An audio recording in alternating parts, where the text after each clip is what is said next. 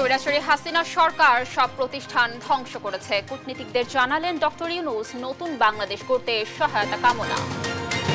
প্রাণ রক্ষায় সেনানিবাসে আশ্রয় নেওয়া ৬১৫ জন ফিরেছেন বাসায়, এখনো আছেন ৭ জন। আইন শৃঙ্খলা বাহিনীর জিম্মায় ৪। শাপলা চত্বরে গণহত্যায় হাসিনা সহ ৩৪ জনের বিরুদ্ধে মামলার আবেদন। রংপুর আর জয়পুরহাটের সাবেক প্রধানমন্ত্রীর নামে হত্যা মামলা।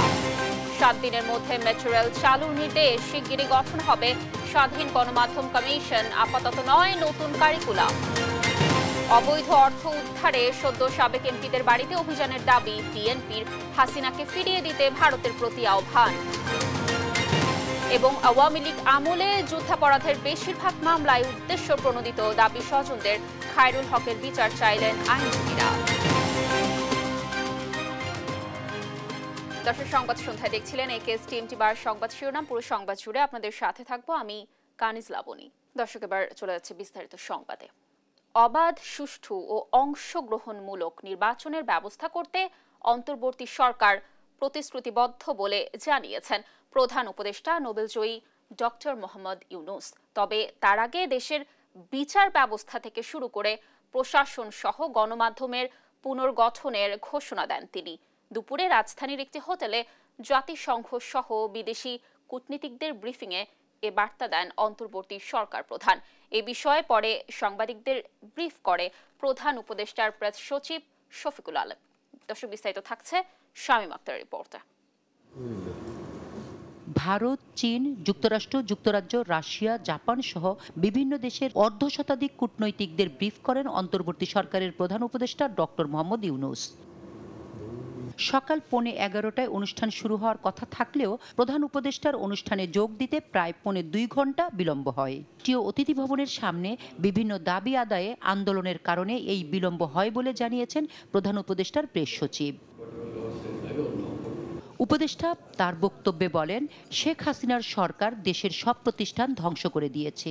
ছাত্রদের আন্দোলনের মুখে সরকার পতনের পর ছাত্রদের অনুরোধেই দায়িত্ব নিতে হয়েছে তাকে। Hundreds of thousands of our valiant students and people rose up against the brutal dictatorship of Sheikh Hasina. She fled the country, but only after the security forces and her party's student wing committed the country's worst civilian massacre since country's independence. Sheikh Hasina dictatorship destroyed every institution of the country. Judiciary is broken. Democratic banks were robbed with full political patronization. And the state coffer was plundered by abusing power. প্রধান উপদেষ্টা বলেন, দেশের বিচার ব্যবস্থা সহ গণমাধ্যম ধ্বংসপ্রাপ্ত হয়েছে। এর পুনর্গঠনের পরই সরকার একটি অবাধ, সুষ্ঠু, নিরপেক্ষ নির্বাচন নিশ্চিত করতে চায়। Make any promise, but they want immediate decision. Until then, they will not let me come out. This is about the implementation of the rules and procedures. It's not about me. I cannot tell you that I'll do this. এ সময় জুলাই আগস্টে যে হত্যাকাণ্ড ঘটেছে তার নিরপেক্ষ তদন্তের জন্য জাতিসংঘের তদন্ত প্রতিনিধি দল পাঠানোর সিদ্ধান্তকে স্বাগত জানিয়েছেন। I have spoken to the UN Human Rights Chief Volker Turk. I welcome the UN Rights Office's move to send a UN-led fact-finding mission. We want an impartial and internationally credible investigation into the massacre and the subsequent due judicial process. We'll provide whatever support the UN investigators need. Rohingya প্রত্যাবর্ষণে তিনি জাতিসংঘ সহ বিভিন্ন আন্তর্জাতিক সংস্থার সহযোগিতা চেয়েছেন। Everywhere you see. Shamima Akter, দেশ TV, Dhaka. প্রাণ রক্ষায় সেনানিবাসে আশ্রয় নিয়েছিলেন রাজনৈতিক ব্যক্তি সহ বিভিন্ন শ্রেণী পেশার 626 জন। পরিস্থিতির উন্নতি সাপেক্ষে সহযোগে সেনানিবাস ছাড়েন 615 জন। রোববার এক সংবাদ বিজ্ঞপ্তিতে এ তথ্য জানায় আইএসপিআর। সংবাদ বিজ্ঞপ্তিতে বলা হয়, গেল 5 আগস্ট রাজনৈতিক পট পরিবর্তনের প্রেক্ষাপটে আইন শৃঙ্খলা পরিস্থিতির ব্যাপক অবনতি হয়। এতে প্রাণনাশের আশঙ্কায় রাজনৈতিক ব্যক্তি সহ নানা পেশার মানুষ সেনানিবাসে আশ্রয় নেয়। এমন পরিস্থিতিতে বিচার বহির্ভূত কর্মকাণ্ড রোধ, জীবন রক্ষায় 24 জন রাজনীতিক, 5 বিচারক, 19 জন সরকারি কর্মকর্তা, 28 জন কর্মকর্তা সহ পুলিশের বিভিন্ন পর্যায়ের 487 জন সদস্যকে আশ্রয় দেওয়া হয়। এছাড়া বিভিন্ন পাবলিক বিশ্ববিদ্যালয়ের কর্মকর্তা সহ আরও 12 জন এবং পরিবার পরিজন সহ 51 জন আশ্রয় নেয়। এর মধ্যে 4 জনকে আইন শৃঙ্খলা বাহিনীর কাছে হস্তান্তর করা হয়েছে, আর এখনো 7 জন সেনানিবাসে অবস্থান করছে। হেফাজত ইসলামের সমাবেশে নির্বিচারে গুলি চালিয়ে গণহত্যার অভিযোগে সাবেক প্রধানমন্ত্রী শেখ হাসিনা সহ 34 জনের বিরুদ্ধে মামলার আবেদন করা হয়েছে। 2013 সালের 5 মে মতিঝিলের শাপলা চত্বরে ঘটে যাওয়া গণহত্যার বিচার চেয়ে রোববার ঢাকার মেট্রোপলিটন ম্যাজিস্ট্রেট জাকি আল ফারাবির আদালতে এ মামলার আবেদন করেন বাংলাদেশ পিপলস পার্টির চেয়ারম্যান বাবুল সরদার চাখারি। বাদীর জবানবন্দি গ্রহণ করে পরে আদেশ দেবেন বলে জানান আদালত। রংপুরে তাহির নামে এক ছাত্রকে হত্যার ঘটনায় সাবেক প্রধানমন্ত্রী শেখ হাসিনা, ওবায়দুল কাদের, সাবেক স্বরাষ্ট্রমন্ত্রী, আইনমন্ত্রী সহ 40 জনের নামে হত্যা মামলা করেছেন তার বাবা। এছাড়াও আবু সাইদ হত্যার ঘটনায় আইজিপি সহ পুলিশের ঊর্ধ্বতন কর্মকর্তাদের নামেও একটি মামলা হয়েছে। এসব মামলার সুষ্ঠু তদন্ত শেষে দৃষ্টান্তমূলক শাস্তি দাবি করেন নিহতদের স্বজন ও আইনজীবীরা। রংপুর থেকে রফিকুল ইসলামের রিপোর্ট। সকালে আইনজীবীদের সঙ্গে রংপুর মেট্রোপলিটন তাজহাট আমলি আদালতে আসেন আবু সাইদের স্বজনরা। 16 জুলাই সাইদকে হত্যার ঘটনায় পুলিশের সাবেক আইজিপি, রংপুর রেঞ্জের ডিআইজি, পুলিশ কমিশনার সহ 17 জনকে আসামি করে হত্যা মামলার আবেদন করেন তারা। আসামি করা হয় বিশ্ববিদ্যালয়ের শিক্ষক সমিতির সাধারণ সম্পাদক আসাদ মণ্ডল, ছাত্রলীগ সভাপতি ও সম্পাদককেও। পরে মেট্রোপলিটন তাজহাট থানাকে মামলা গ্রহণের নির্দেশ দেন আদালত। শহীদ আবু সাইদ তার রক্তের সাথে যারা বেইমানি করেছে,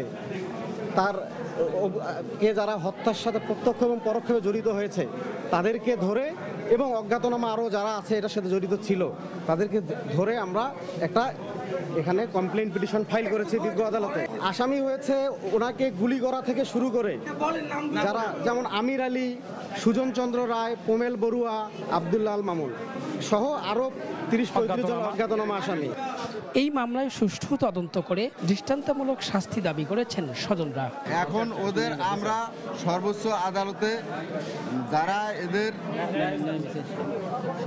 দ্রুত গ্রেফতার করে বিচার, তদন্তের মাধ্যমে সুষ্ঠু বিচার এবং সর্বোচ্চ যারা এখানকার হত্যাকাণ্ডের সাথে জড়িত ওদের আমরা ফাঁসি চাই। এদিকে 19 জুলাই আব্দুল্লাহ তাহির হত্যা মামলায় সাবেক প্রধানমন্ত্রী শেখ হাসিনা, দলের সাধারণ সম্পাদক ওবায়দুল কাদের, স্বরাষ্ট্র ও আইনমন্ত্রী সহ স্থানীয় আওয়ামী লীগ নেতাদের আসামি করে মামলার আবেদন করেছে পরিবার। পরে কোতোয়ালি আমলি আদালতের বিচারক কোতোয়ালি থানাকে মামলা নেয়ার আদেশ দেন। যারা নির্বিচারে এই ছাত্র জনতার উপর গুলিবর্ষণের যারা আদেশ দিয়েছিলেন এবং যারা সরাসরি সম্পৃক্ত রয়েছেন তাদেরকে আসামি করে আজকে বিজ্ঞ আদালতে মামলা দায়ের করা হয়েছে, এবং বিজ্ঞ আদালত শুনানি অন্তে মামলাটি আমলে নিয়েছেন এবং সরাসরি এফআইআর হিসেবে ট্রিট করে এই আসামিদের গ্রেফতারের জন্য নির্দেশ দিয়েছেন। এদিকে কলা ব্যবসায়ী মিরাজুল হত্যা মামলায় পুলিশ কর্মকর্তা সহ 21 জনকে আসামি করে আরেকটি মামলা করা হয়েছে। রফিকুল ইসলাম, দেশ টিভি, রংপুর। এদিকে জয়পুরহাটে কোটা আন্দোলনের শিক্ষার্থী নজিবুল সরকার বিশাল নিহতের ঘটনায় সাবেক প্রধানমন্ত্রী শেখ হাসিনা, দলটির সাধারণ সম্পাদক ওবায়দুল কাদের সহ 128 জনের বিরুদ্ধে হত্যা মামলা হয়েছে। রোববার বিকেলে নিহত বিশালের বাবা মজিদুল সরকার বাদী হয়ে সদর চিফ জুডিশিয়াল ম্যাজিস্ট্রেট আদালতে এ মামলা করেন। বিজ্ঞ আদালতের বিচারক আতিকুর রহমান আবেদনটি এজাহার হিসেবে নিতে সদর থানার ওসিকে নির্দেশ দেন। 128 জনের মধ্যে আওয়ামী লীগ, যুবলীগ ও ছাত্রলীগের নেতা সহ আছেন জনপ্রতিনিধিরাও। মামলার বিষয়টি নিশ্চিত করেন বাদী পক্ষের আইনজীবী অ্যাডভোকেট আব্দুল মোমেন ফকির। এই মামলাতে সাবেক প্রধানমন্ত্রী শেখ হাসিনা, আওয়ামী লীগ সাধারণ সম্পাদক ওবায়দুল কাদের, আমাদের স্থানীয় এমপি জনাব শামসুল আলম দুদু, জনাব আল মাহমুদ স্বপন সহ 128 জনকে তারা আসামি করেছেন। আমি এই মামলাটা দাখিল করার পরে বিজ্ঞ আদালত এটাকে এজাহার হিসেবে গণ্য করে আইনগত ব্যবস্থা গ্রহণ করার জন্য জয়পুর সদর থানায় প্রেরণ করেছেন। 7 দিনের মধ্যে চালু করতে হবে মেট্রো রেল। দায়িত্ব পেয়ে প্রথম কর্মদিবসে এসে এমন নির্দেশনা দিলেন সড়ক পরিবহন ও সেতু উপদেষ্টা ফজলুল কবির খান। মন্ত্রণালয়ের কর্মকর্তাদের সাথে বৈঠক শেষে দুর্নীতি অনিয়মের বিরুদ্ধে কড়া হুঁশিয়ারিও দেন নতুন উপদেষ্টা। তৌফিক মাহমুদ মুন্নার রিপোর্ট। গত 18 জুলাই ছাত্র জনতার আন্দোলনের সময় নিরাপত্তাজনিত কারণে মেট্রো রেল চলাচল বন্ধ হয়। কেটে গেছে প্রায় 30 দিন, কিন্তু মেট্রো রেল চালু করেনি কর্তৃপক্ষ। এর আগেও চালু করার সিদ্ধান্ত নিলেও চালু করা যায়নি ঢাকার বাসিন্দাদের আশীর্বাদ পুষ্ট এই মেট্রো রেল।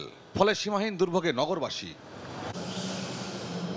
দায়িত্ব নিয়েই মেট্রো নিয়ে কথা বলেন সড়ক পরিবহন সেতু উপদেষ্টা। মন্ত্রণালয়ের কর্মকর্তাদের সাথে বৈঠক শেষে তিনি কথা বলেন বোর্ডের সভা না হওয়ায় মেট্রো রেল চালু করা যায়নি। তারপরে ওনাদের ওই যে লাইন টেস্টিং এর একটু, কারণ ওরা তো কর্মবিরতি করতেছে, এটাতে একটু টাইম লাগবে। তা আমরা সর্বোচ্চ 7 দিনের মধ্যে মেট্রো রেল চালু করব, এবং এই জন্য যা প্রস্তুতি করার যেগুলো ব্যবস্থা, আপনারা তো দেখছেন যে এমনি একটা স্বাভাবিক পদ্ধতিতে এইসব একটা বোর্ড পুনর্গঠন করতে 7 দিন লাগতো, আজকে এটা আমরা করছি কতক্ষণে। চেহারা দেখে ঠিকাদারির দিন শেষ উল্লেখ করে উপদেষ্টা ছাপ জানান তার মন্ত্রণালয়ে কোনো দুর্নীতির স্থান নেই। এগুলো এই যে অনলাইন এগুলো বলবেন না, বুঝছেন? আমি না শুনেন, অনলাইন না, আপনারাও একটু বলবেন যে আমাদেরকে সাহায্য করবেন এটা বলে যে একটা ড্রাইভিং লাইসেন্স পেতে কতদিন লাগে, একটা দিবেন, এবং এগুলো করবেন, বুঝতে পারছেন যে কতবার যেতে হয়। তবে যদি সড়ক পরিবহনের কোনো দফতর কিংবা সড়ক পরিবহন সংক্রান্ত কোনো ব্যক্তি যদি এটার সঙ্গে জড়িত থাকে, আমাদের দেখুন আমরা তাৎক্ষণিক ব্যবস্থা নেব। শুধু ঢাকা বা শহর কেন্দ্রিক নয়, অবহেলিত এলাকা দেখে প্রকল্পনের কথা জানান উপদেষ্টা। এটা সবার জন্য সরকার, এই যে খালি ঢাকা শহরে কিংবা বড় শহরে বড় হবে, এটা হবে না। আমি ওনাদেরকে বলছি যে আপনারা দেখেন যে যেখানে মানুষ অনেক যাতায়াত করে কিন্তু রাস্তার অবস্থা খারাপ, সেগুলোতে আগে দেখেন, সেটা ভুরুঙ্গবাড়িতে হোক, সেটা সন্দ্বীপে হোক, সেটা বাউফলে হোক, সেটা বিয়ানীবাজারে হোক, কিংবা সেটা বিশ্বনাথে হোক, যে কোনো জায়গায় হোক, সেটা আগে দেখতে হবে। ওই যে তৌফিক মাহমুদ মুন্না, দেশ টিভি, ঢাকা। আপাতত নতুন কারিকুলাম বাস্তবায়ন সম্ভব নয় বলে জানালেন শিক্ষা উপদেষ্টা ওয়াহিদ উদ্দিন মাহমুদ। পরিমার্জন করে আগের শিক্ষা কার্যক্রমে ফিরে যাওয়া হবে বলেও জানান তিনি। আর তথ্য ও সম্প্রচার উপদেষ্টা নাহিদ ইসলাম বলেন, স্বাধীন গণমাধ্যম কমিশন গঠনে উদ্যোগ নেওয়া হবে। তৌফিক মাহমুদ মুন্না ও জান্নাতুল ফেরদৌসকে সাথে নিয়ে আরো জানাচ্ছেন নাফিয়া ফারজানা। উপদেষ্টা হিসেবে শপথ নেয়ার পর প্রথম কর্মদিবসে রোববার সচিবালয়ে আসেন শিক্ষা মন্ত্রণালয়ের উপদেষ্টা ওয়াহিদ উদ্দিন মাহমুদ। সব ক্ষেত্রে নতুন শিক্ষা কার্যক্রম উপযোগী এবং বাস্তবায়নযোগ্য নয় বলেও জানান শিক্ষা উপদেষ্টা।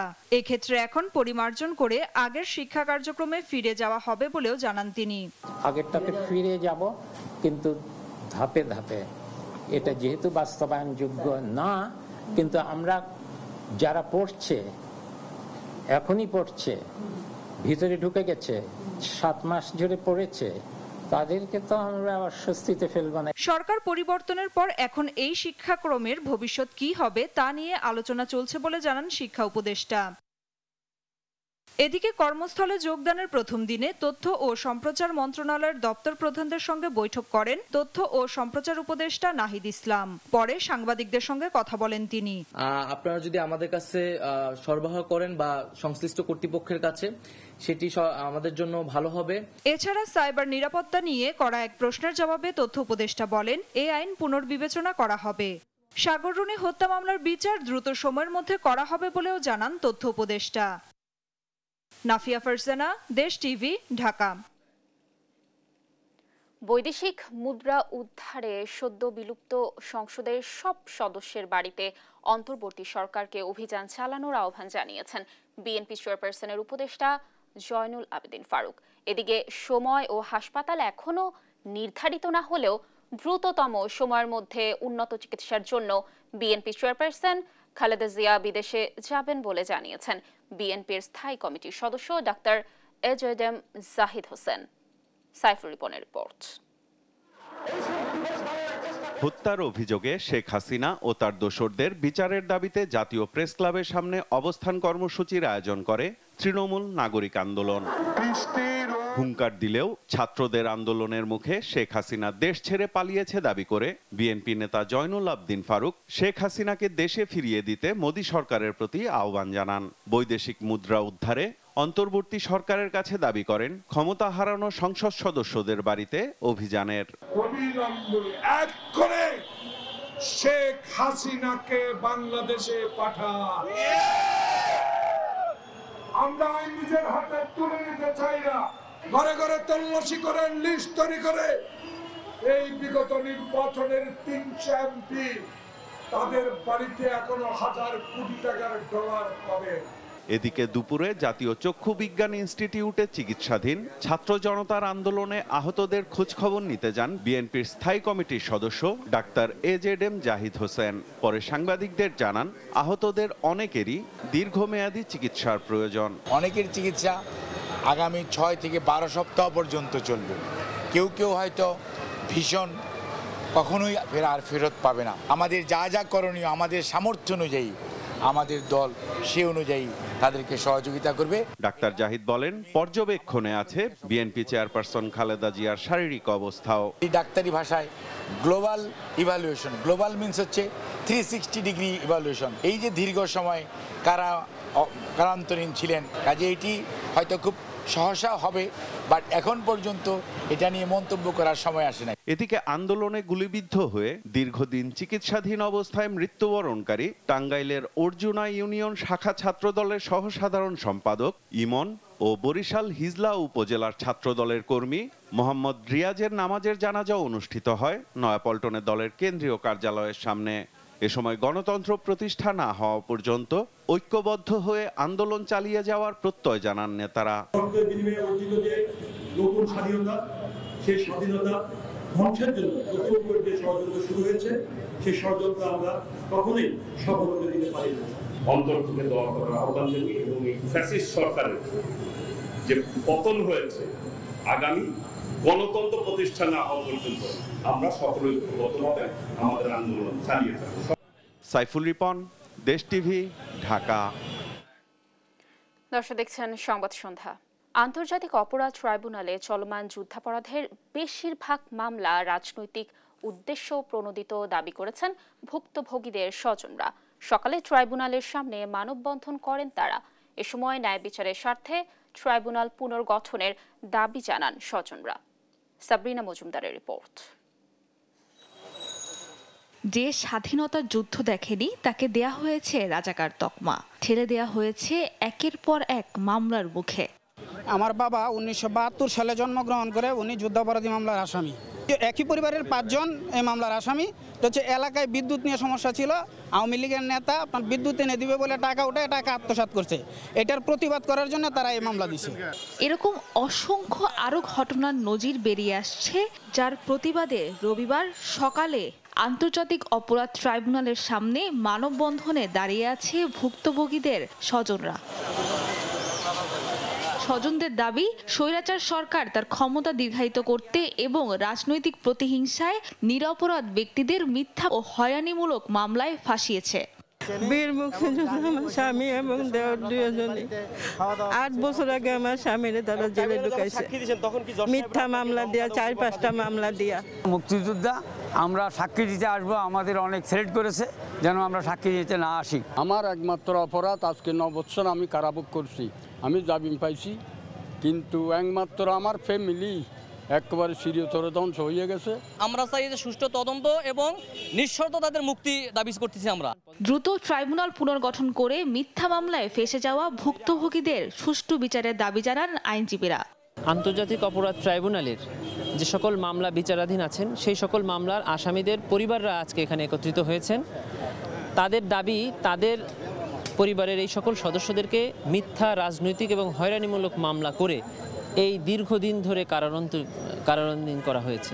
এই ট্রাইব্যুনাল এখন বর্তমানে কার্যকর না থাকাতে, মানে জজ না থাকার কারণে, প্রসিকিউটর না থাকার কারণে, বিচার না হওয়ার কারণে এরাও প্রত্যেকে বয়োবৃদ্ধ, 70, 80, 90 বছর বয়স্ক মানুষ, প্রত্যেকে মৃত্যু পথযাত্রী। সরকার যাতে দ্রুত ন্যায়পরায়ণ বিচারক নিয়োগ দিয়ে এখানে ট্রাইব্যুনালটা পুনর্গঠন করেন এবং বিজ্ঞ দক্ষ প্রসিকিউটরদেরকে এখানে নিয়োগ দেন, দিয়ে বিচারিক প্রক্রিয়ায় তাদেরকে এখানে যাতে খালাসের ব্যবস্থা করা হয়। মানববন্ধন শেষে তারা জানান আইন উপদেষ্টার কাছে আসামিদের মুক্তির দাবিতে স্মারকলিপি দিবেন তারা। সাবরিনা মজুমদার, দেশ টিভি, ঢাকা। সাবেক প্রধান বিচারপতি খায়রুল হকের বিরুদ্ধে ব্যবস্থা নিতে পাঠানো হয়েছে আইনি নোটিশ। এদিকে আন্তর্জাতিক অপরাধ ট্রাইব্যুনালে তার বিচারের দাবি জানান বিএনপির আইন সম্পাদক ব্যারিস্টার কায়সার কামাল। এর আগে সিএমএম আদালতে তার বিরুদ্ধে করা মামলার আবেদন খারিজ হয়। সাবরিনা মজুমদারের আরও একটি রিপোর্ট। দেশের বিচারাঙ্গনের ইতিহাসে সবচেয়ে সমালোচিত নাম সাবেক প্রধান বিচারপতি এবিএম খায়রুল হক।